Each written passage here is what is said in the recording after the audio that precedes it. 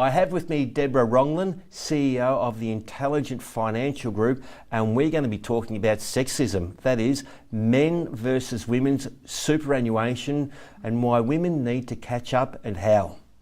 Deborah, far be it for dollars or cents to be a sexist TV program, but let's be honest, finance does have a divide in the sexes. Yes, it does. Things are not always the same. People's work patterns are not the same, particularly with men and women. Women are often out of the workforce for periods of time, and this relates to family commitments, which is caring for children or caring for aging parents or caring for someone else who's close to the family and needs attention. So their average time out of the workforce for those purposes is quite a bit higher. 55% of women will spend time out of the workforce at longer periods of time, more than 3 months and many times years, versus 12% of men may spend about 3 months out of the workforce caring for family members. Well, Deborah, it's interesting. 55% of women and 12% of men. I would question those statistics because I'd be staggered if there was 12% of men and only 55% of women. Oh, well, I mean, those figures come from the Australian Bureau of Statistics. Oh, well, they must be right then. Well, the problem is that every time we have a census, it takes a number of years to process those census results. So by the time that census is processed, it's time for the next census. Oh, I can just imagine the fella sitting down there doing the census. Oh, yes, I stay home. He goes, don't you remember last year I stayed home and looked after the kids when you went to work?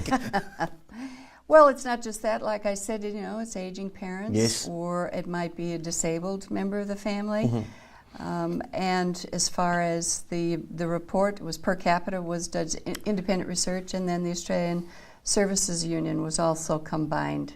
So how do we fix the superannuation system? The government's certainly got their snout in the trough.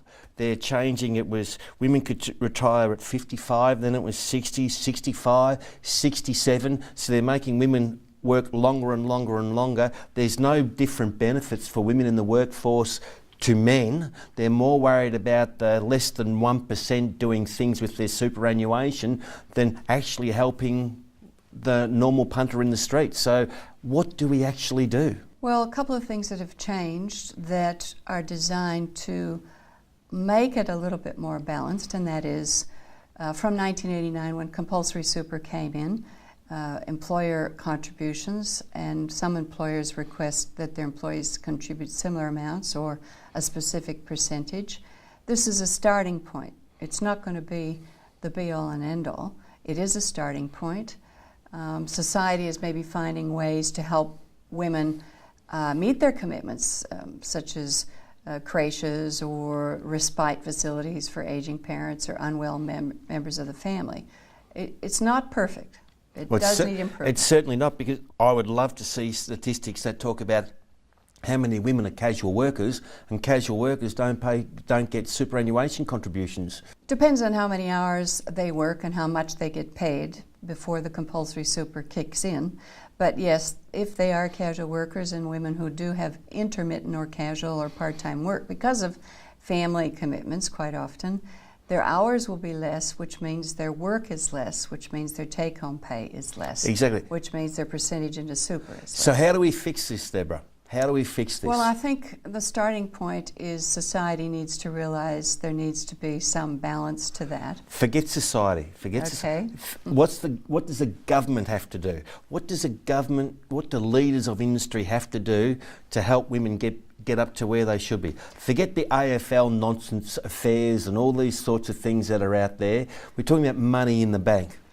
Well, when I say society, to some extent, I consider government initiatives and our social bodies, government bodies, to be part of that and decide what our priorities are to care for that. If people didn't do voluntary work or contribute voluntary, free of their time to contribute to society, then society wouldn't be able to afford a lot of things. Of course. And I'll harp back on that question for you. What can the government do? What can the people that are making the rules and regulations of Australia, what can they do? I've put a few suggestions up, but unfortunately, of course, we're only dollars with cents in the national program. So maybe a smart person like you can put some suggestions up.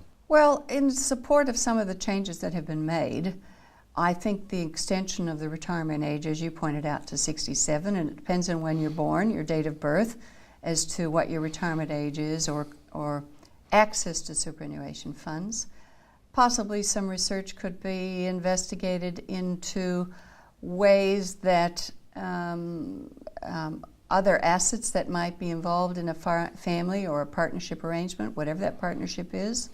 We're seeing that in divorce situations now, or de facto breakups, that there is a different split up of assets between a man and a woman, or a husband or wife, or yes, but partners. that's robbing Peter to pay Paul, isn't it? Really, or robbing Peter to pay Paula, if you like. and that's not changing the system. The system has to change.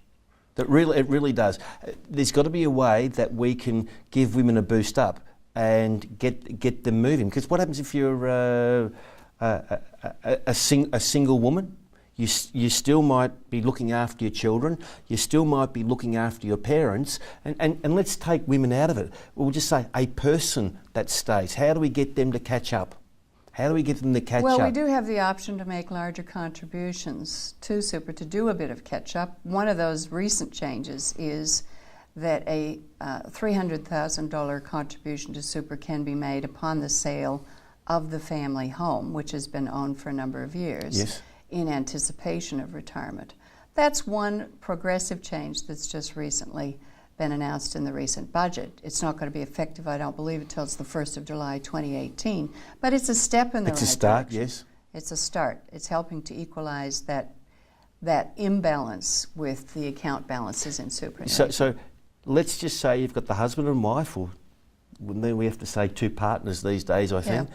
They have a child, and one of them's going to stay at home and look after the children. The first thing they really should be doing is going and speaking to their financial planner, or an accountant who can refer them to a financial planner on the best strategies. I think that's certainly a starting point. It's ways of the team effort of the family to make the best use and take the most advantage of their financial situation, the tax system, the superannuation systems, and their earning capacity. Possibly one thing to consider going forward is, if you have a stay-at-home partner, maybe that stay-at-home partner might be entitled to a higher tax-free threshold, or a more generous opportunity on the part of the working spouse to contribute to super on their behalf. That might be something that could be looked at to help equalize the contributions to super and the end balance to the partner that's not out in the workforce because they're staying at home looking after young children or taking on other commitments for the family. That might be one way to look at it. There have been steps in that direction. I think there can be more done. Deborah, thank you. Thank you. We've just been talking to Deborah Rognlien, CEO of the Intelligent Financial Group, about men's versus women's superannuation and why we need to help women catch up. If you'd like to have your details passed on to Deborah, call us here at Dollars with Sense and we'll pass them on for you.